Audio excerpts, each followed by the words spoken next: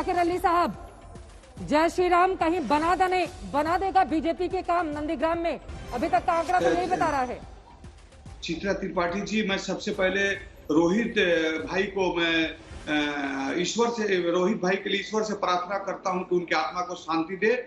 और उसके बाद मैं अपनी वक्तव्य रखना चाहता हूं। देखिए, नंदीग्राम में घबराने की कोई जरूरत नहीं है। नंदीग्राम में ममता बनर्जी जीत रही हैं। और दूसरी बात है कि 2016 का जब आप एग्जिट पोल देखेंगे, एग्जिट पोल नहीं, जिस तरह से ये जो रुझान आया था 2016 का, तो उसमें जो है वो लेफ्ट और कांग्रेस का जो मोर्चा था वो लोग भी बैलेट में बढ़त बनाए थे। तो ये बैलेट काउंटिंग है, इसमें घबराने की कोई जरूरत नहीं है। जब ईवीएम मशीन आएगा तो नंदीग्राम में दीदी भी जीतेगी और बंगाल में तृणमूल कांग्रेस तीसरी बार के लिए सरकार बनाएगी। ये निश्चित है। ये पूरा हमारे बंगाल की जनता पर पूरी तरह से आस्था और भरोसा है कि हम लोग ही सरकार बनाएंगे, ये निश्चित है।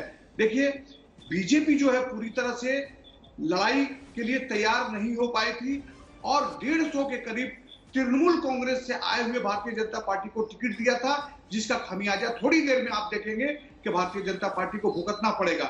और ये जो ईवीएम मशीन जब खुलेगा तो आप देखिएगा कि वोटिंग का और ये जो रुझान आ रहा है उसका डिफरेंस तृणमूल कांग्रेस से बीजेपी का काफी, तृणमूल कांग्रेस आगे की तरफ जाएगा और बीजेपी नीचे की तरफ आएगा। कब तक इंतजार करना चाहेंगे शाकिर अली साहब? कब तक इंतजार करना चाहेंगे जिसके बाद आप बोलेंगे कि फाइनल है?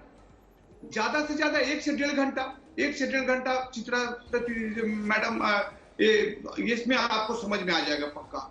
लेकिन मैं आपको यही कह रहा हूँ। सुनीत चोपड़ा जी भी हमारे साथ लेफ्ट के नेता इस वक्त जुड़ चुके हैं। सुनीत जी, मतलब आप लोगों का क्या से क्या हो गया? 1 घंटे बीत चुके हैं, 00 पर लेफ्ट और कांग्रेस पार्टी, ऐसा हाल क्यों बना रखा है सर बंगाल में? इतिहास बना दिया है, कोई चिंता की बात नहीं है। ये कोविड की वोट है, जिन्होंने लोगों को मरवाया है उनके लिए नुकसान है। उसका वोट सिर्फ केरल में पड़ रहा है क्या सुनीत चोपड़ा जी? क्योंकि केरल में हमने कोविड की लड़ाई लड़ी है, हम जीते हैं। बंगाल तो आपकी प्रयोगशाला हुआ करता था लेफ्ट की। उसका बंगाल में आप समझ लो, ये लड़ाई 2 पक्षों की हो गई है और उसमें बीजेपी को पीछे छोड़ के जाएगी। अपराजिता जी, अगर लेफ्ट और कांग्रेस वहां पर अभी तक शून्य दिख रहे हैं तो इसका कारण आपको सबसे बड़ा क्या दिख रहा है? क्योंकि एक सोच ये भी थी कि अगर वो दम लगाकर लड़ते वहां पर तो टीएमसी का अपना वोट वहां से छिटक सकता था। क्या आपको ऐसा लग रहा है कि वो जोर नहीं लगा है बंगाल में लेफ्ट का?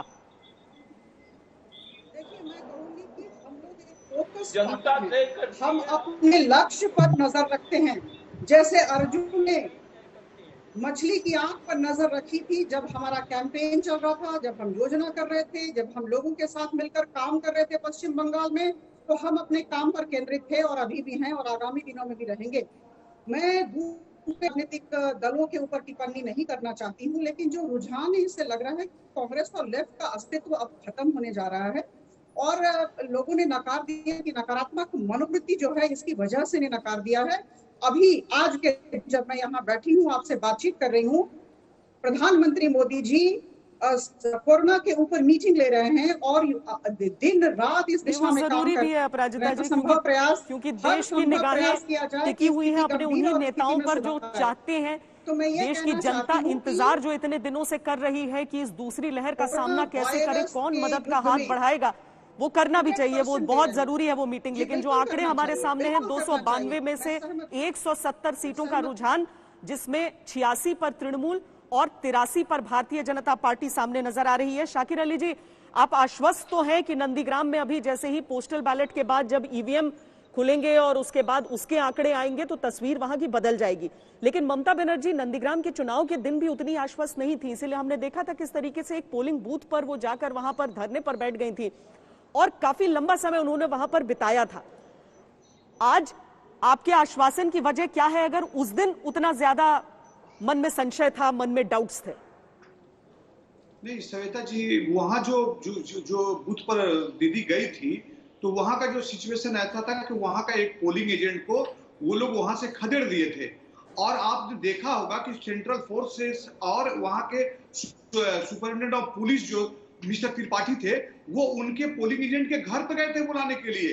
और ये आपके टीवी में भी दिखाया गया था कि उनको बुलाने के लिए गया था कि आपको कोई किसने भगाया, जबकि जब उनके माँ से रिक्वेस्ट किया गया कि उसको फिर से बैठाया जाए उस बूथ पर, तो उनके माँ ने कहा कि नहीं, ये जान के हमारे बेटा को खतरा है। तो ये सब जब घटनाएं दीदी को पहले से पता चली थी, तो दीदी जो है उस बूथ पर डायरेक्ट चली गई थी कि इस बूथ पर इस तरह का घटना घटा है।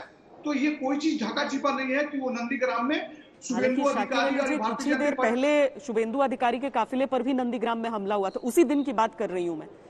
उस दिन वहां हमला हुआ था जिसमें कुछ मीडिया कर्मी भी घायल हो गए थे। नहीं श्वेता जी, शुभेंदु अधिकारी पर बहुत सारे हमले हुए हैं, लेकिन उनके ऊपर वो लोग हमले किए हैं जो पुराने तृणमूल कांग्रेस थे, और ऐसे भी कुछ लोग थे जो उनसे नाराज चल रहे थे, जिसके कारण से वो पार्टी छोड़ के गए, जिनके साथ में वो बहुत सारे लेन देन किए थे, वो लोग गुस्सा पर उनके ऊपर हमला किया। लेकिन तृणमूल कांग्रेस की तरफ से कोई उनके ऊपर पॉलिटिकल हमला एक भी नहीं हुआ है।